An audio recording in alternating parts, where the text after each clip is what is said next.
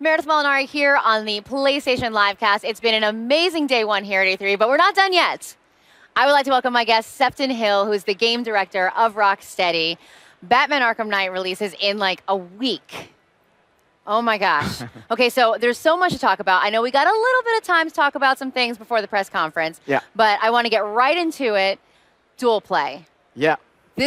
This looks amazing. The idea you have all these other allies that can join in with you. So explain a little bit about how that works. Yeah, so dual play is something that we wanted to really develop with a free flow combat system, bringing in other heroes to fight alongside Batman. A big theme of the game is Batman's allies and how they support him, how they allow him to take this big, how they allow him to fight this battle against all the supervillains in the city, and also how, you know, they're his weakness because they're a point that can be attacked, you know, and so we wanted to really introduce those into being an integral part of the story and an integral part of the gameplay. So in the dual play, you can fight alongside Nightwing, you can fight alongside Catwoman, you can fight alongside Robin.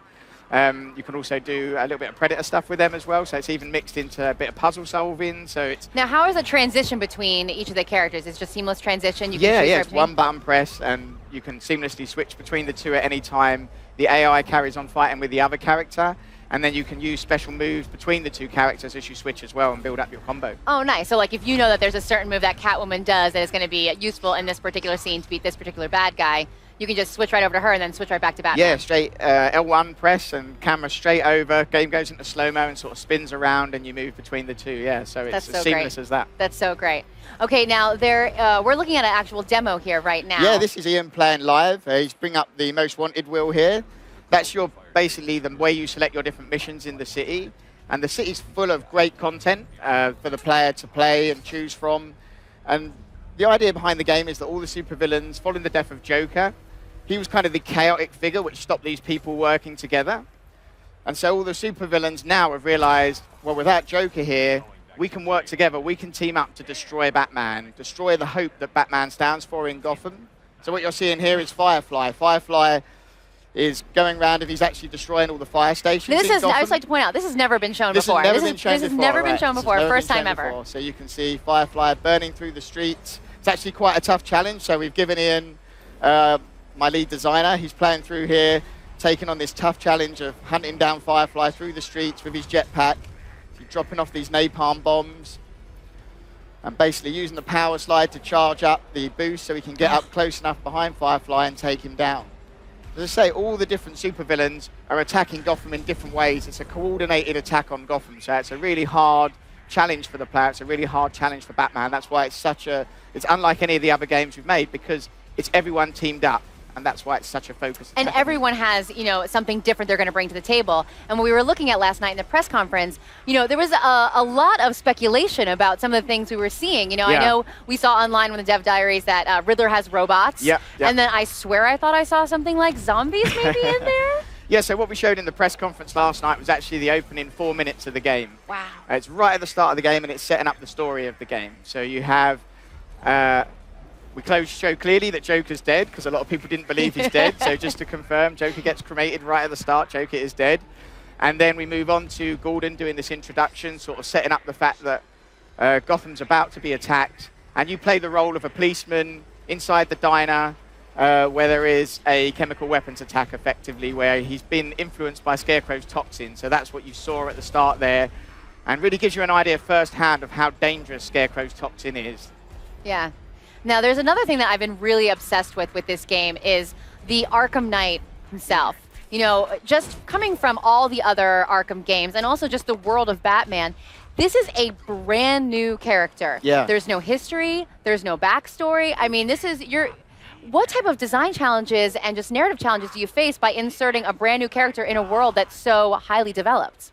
I mean, it's really a question of, you know, we respect the universe so much that we only wanted to bring something into it if we really believed in it and felt like this is something that's worthy of being in this universe and complements the other supervillains that are already there. We didn't want something that sort of trampled over an existing character. So he really is a counterpoint, a counterbalance to Scarecrow, who's doing these big psychological attacks on Gotham. The Arkham Knight provides the muscle. He's recruited this militia force in order to occupy the entirety of the city, which is something that you actually see happen and develop over the course of the game. And he was a character that kind of fulfills that unique role. And we're incredible privilege to be able to design something new for the Batman universe, something that was, and we took that really seriously. Something that I hope we've shown is that our level of respect for authenticity and how much we love this universe and character. So we weren't going to put someone in unless we felt like they're great, and they really add a lot to the game and story. And it also adds a lot to the actual gameplay itself because it allows, the Batman to now he has to react to that. He has this army, not only the supervillains, he has this army he has to battle, he has tanks he has to battle, and so we get to see the Batmobile for the first time in battle mode. Yeah, absolutely. I mean, the Batmobile is uniquely designed for this game. It has a pursuit mode burning through the streets, which is what you saw when Batman was hunting down Firefly. Yeah.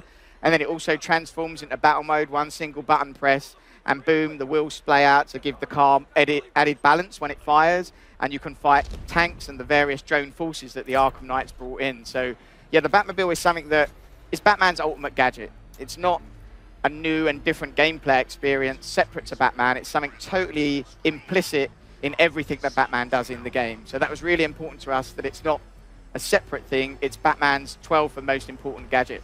And we get to drive it. For sure. For the first time ever, we get to drive the Batmobile, which is so cool just to be able to do that. Eject out, glide through the streets. You can basically, the way the two work together is such a key part of the game. Now, how does the Batwing interact? You can actually call that in and update your Batmobile? So the Batwing is basically used to drop off some upgrades to the Batmobile. I mean, your main method of getting around is gliding and also using the Batmobile to get around through the city. But the Batwing's there to provide support, some aerial support at key points. The main thing you'll be driving is the Batmobile, but the Batwing is providing a level of backup. What was your thought process going into redesigning the Batsuit, the Batmobile? Because they look completely different this time around. Yeah, the big thing really was that we knew when we wanted to redesign the Batmobile, we also wanted the suit that looked like it was designed with exactly the same design functional sensibilities. So you'll notice all of the motifs in the suit match things in the Batmobile as well itself. So that was the key thing, really, was having something that's kind of extended to how I talk about the Batmobile being an integral part of the gameplay. It's almost an integral part of the suit as well. It's all one key design theme. So I'll just tell you very quickly about this, because this is really cool and actually something I don't think we've ever shown before as well. We're in GCPD now. As you take out the various militia forces in the game, this is right at the start of the game, and you can see the lockup is completely empty. As you play through the game, this gets more and more full with all the militia that you lock up through the game. Any supervillains you capture, you bring back here as well. So this is maximum security. We've got Aaron Cash there, who's kind of a lucky charm for us, who's always been in our games. And the maximum security cell behind him, which houses all of the supervillains, if you're good enough to capture all of those. And we also have an evidence room as well, which basically, in the evidence room, all of the things that all of the various things that you've taken off the supervillains in the previous 3 games, in Asylum, in City, in Origins, are all in this evidence room. So you can go into the back of the evidence room and see all of the different elements there. And then the front half of the evidence room, you're going to fill up as you play through this game, as you hunt down everyone else as well. So it's really a big game. It's a massive game. It's as big as Asylum and City put together. The story is huge. It's taken us 3.5 years to make, so it's something we're very excited about. That's awesome. Well, I want to thank you, Sefton Hill, so much for joining us. Batman Arkham Knight comes out in just less than a week. It's June 23rd. Yeah, a week away. And if you're a PS4 owner, there's some really cool exclusives. You can find out all about that on the PlayStation blog. Thank you so much for joining us. Cool. Thanks very much.